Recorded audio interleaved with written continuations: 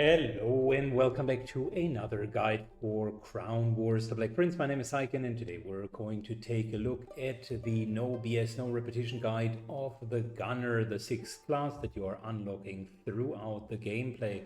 The Gunner is indeed an interesting class, a little bit more complex than the others because its special ability is Smoking Barrel, allowing you to have basically 4 states: zero heat, hot, burning, and glowing, and all of your skills are pretty much dependent on that.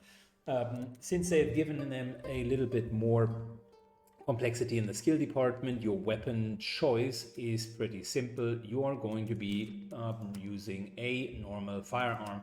The legendary or unique firearm is a AoE variant of the normal firearm, but for the normal firearm, we can get behind the basic skill that either increases or decreases your level of heat. Typically, you want to increase it. The second skill is a deep fire, which deals more damage and has a chance to inflict prone. The third passive ability gives you 10% bonus power against targets with armor, and that's really where the class is being used for. With a base power of 120, 125, you're looking at really high numbers of damage if you're focusing on armor targets. And then Iron Scourge is the ability to regularly remove 2 armor points. So the class and the idea behind that class is it is a ranged / more support class compared to the Flayer. Lower on DPS against single targets, but higher on multi-target if you're skilling it right.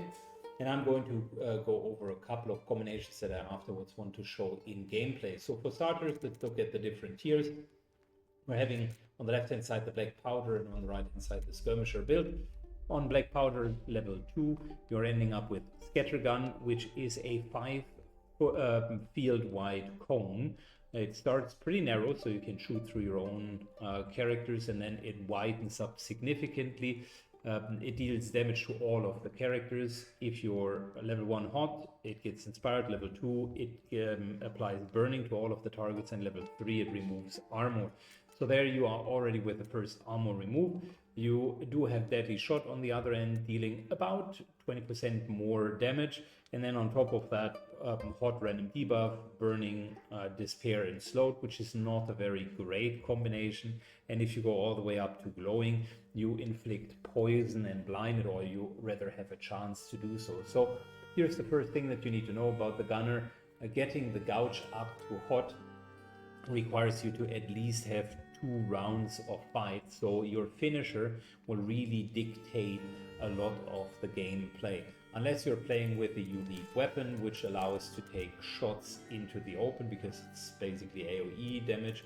There you can use the typical combination of shooting either 3 times or shooting and using overheat to get a full gouge in 1 round before you even enter combat. Unless you're doing that, the normal weapon does not allow you to preload your weapon. So bottom line, it is very important to know how you're spending your gouge, and since the effects are not stacking but they are mutually exclusive, you also need to really find the right level that you are feeling comfortable with in terms of the hotness of your gun and what you're trying to achieve. So typical combination, I would go on the Black Powder side with level 2, mainly because Deadly Shots debuffs aren't that great. Typical combinations that you can do is you're shooting twice in the first round, and on the second round, the first thing that you're doing is you're using Burning.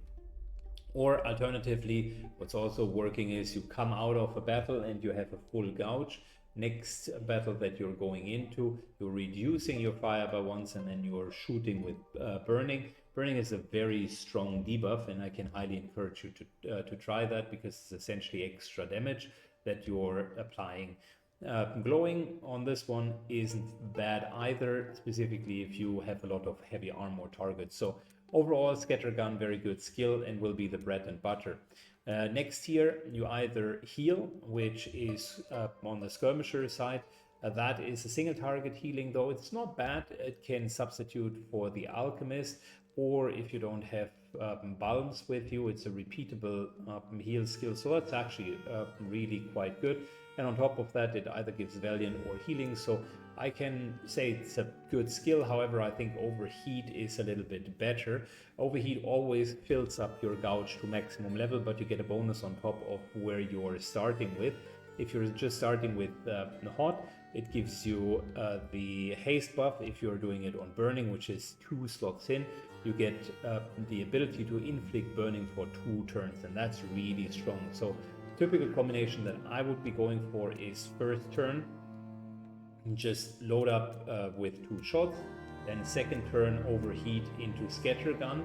You're basically getting a free fire or burning rider from Overheat, and then Scattergun dumps the entire heat, and you're getting a couple of bonuses by doing that as well. You sacrifice essentially 1 attack, but you get the entire next turn afterwards to shoot with burning ammunition, and that's actually quite good. Tier 4, we're having either whenever you use up the entire smoke barrel, you get Resilient. That I would skill in a situation where you're not having a lot of frontline and you're really just using Scattergun very, very aggressively. You can build specifically with a unique weapon a character that does have a sizable frontline presence. In that case, I would use Scattergun almost every single turn, and with that get that extra resilient buff in. You end up with 5 armor, 60 hit points, so that's definitely tank-ish territory. With 10% reflex is not that great in terms of avoiding of damage, but overall not bad either. So there is a place for that in a very specific build.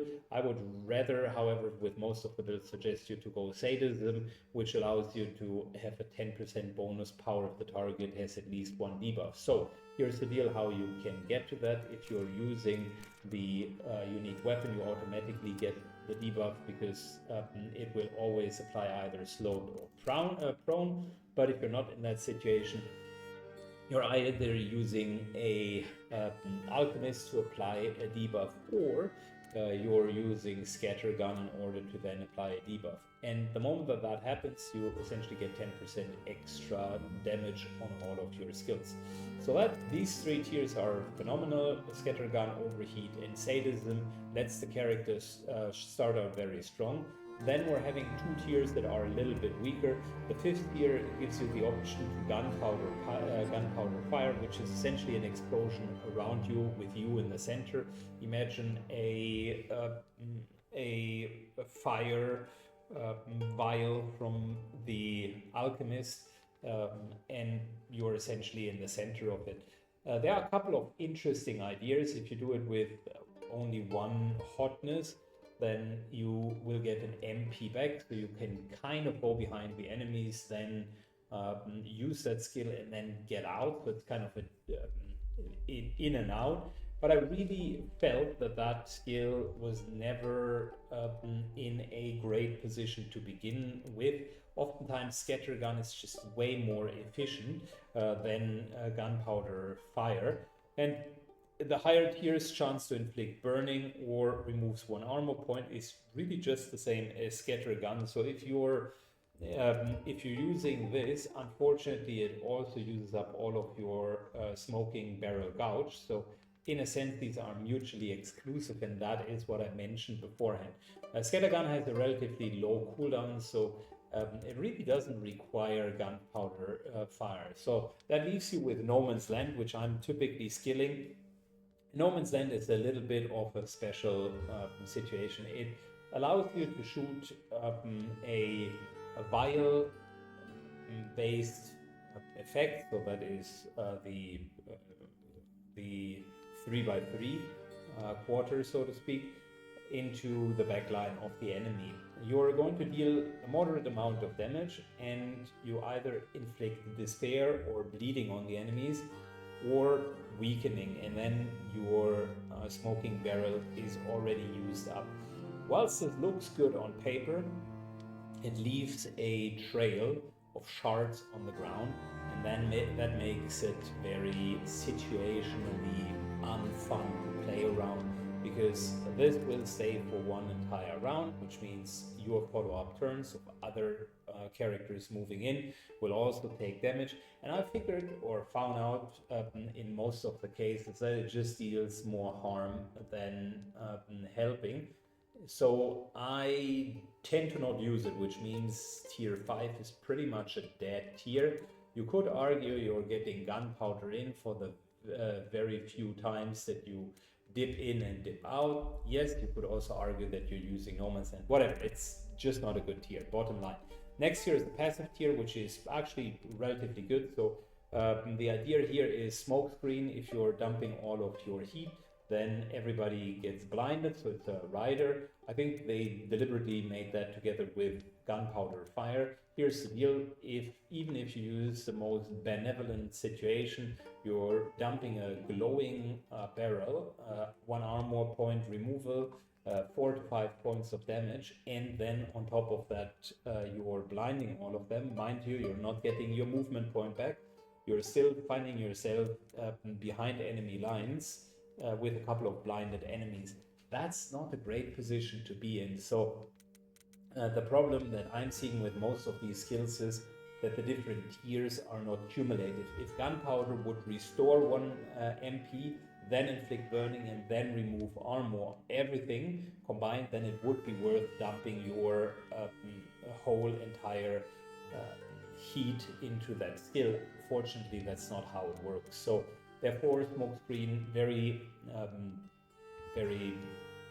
dependent on whether or not you want to use gunpowder fire.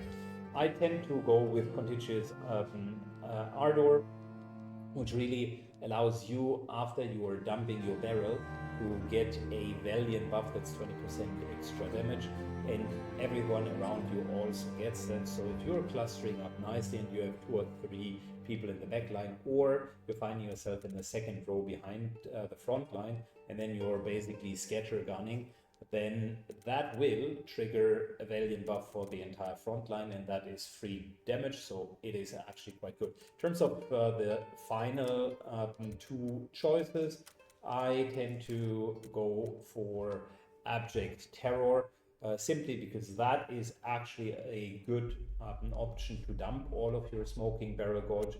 That and Scattergun is going to keep you happy.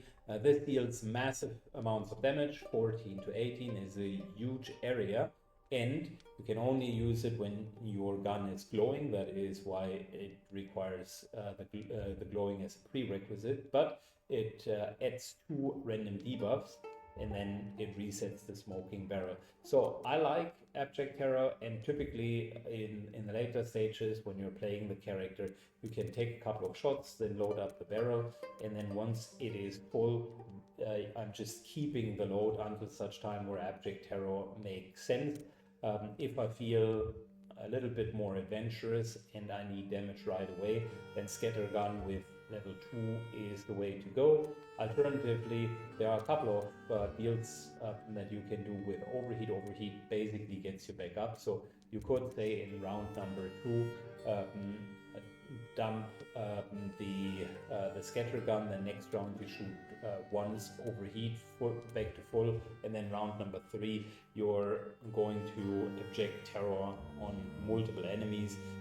That could be good in a hold the position scenario. So that's the gunner in a nutshell. Let's see a little bit of how much damage they can deal on larger sets of enemies. Let's go, boys.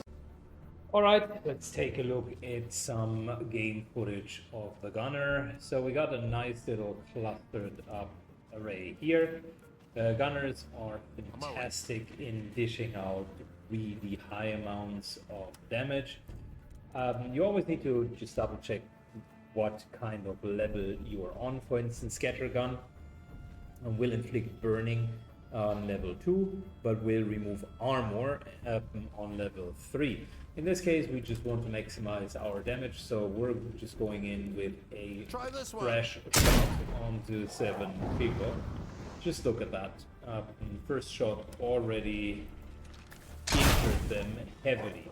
Second shot injured them even further. These were all reasonably healthy individuals. before we were starting to get them. And we're using our second gunner for some more armor piercing. Try this one. Perfect. There we go. And then we're just going Let's to see what remove you're made of. armor. So let's take a look at what two gunners had as an impact. So we killed one, about 25 points of damage here. We have dealt 26 points of damage here because he's burning. We have nearly killed this guy, so we've dealt over 60 points of damage.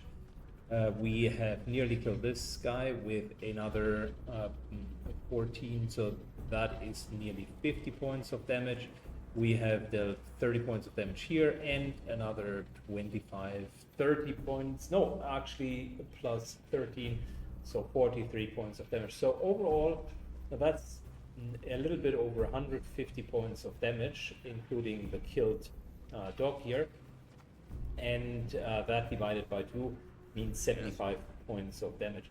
Granted, this is of course like one of those situations where the enemies line up nicely, but it shows that just bringing one of these guys can very repeatedly just grind down the enemies. We're going to take a look at some more examples of that, but that's the core idea behind it. The AoE armor reduction is nice, the burning is also nice. There are a couple of options, like for instance with the unique gun, the full load option that allows to basically get further riders. Overheat once you're doing this with 2, so the burning status 2 of the 3 levels filled will grant you an additional option to inflict burning. And I had situations where I basically preloaded full load into burning, so double burn. Then you're at full capacity with your scatter gun, and you could remove armor, apply slowed, apply prone, apply burning, and then you're just doing that again, which is crazy. So the amount of just status effects that you can stack is beyond real. So that is a good example of how to use the gunner in tight spots.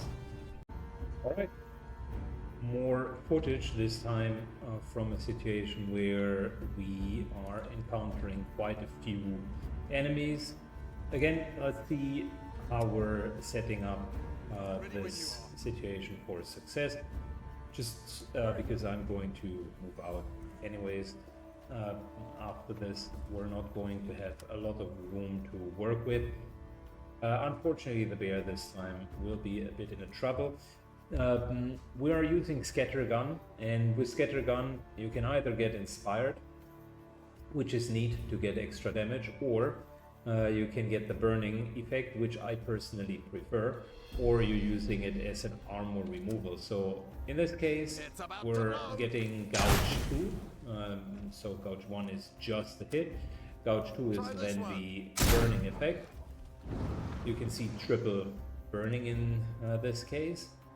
We are using some single target damage, and I would like to showcase the gunpowder as well. So in order to do that, we would now let's not risk it. We're just going to do the standard setup here. We're using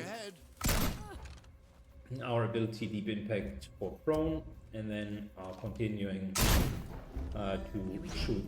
And of course, you would normally, and see how the Valiant procced, if I would have positioned a little bit better, it would have been proccing on everybody. And typically you wouldn't, of course, do that in a scenario where you hit your own characters. But I just want to showcase in the setup how well they're even doing against multi-targets. So a single attack and we're almost done. with that entire pack of enemies. It's easy to clean the rest up.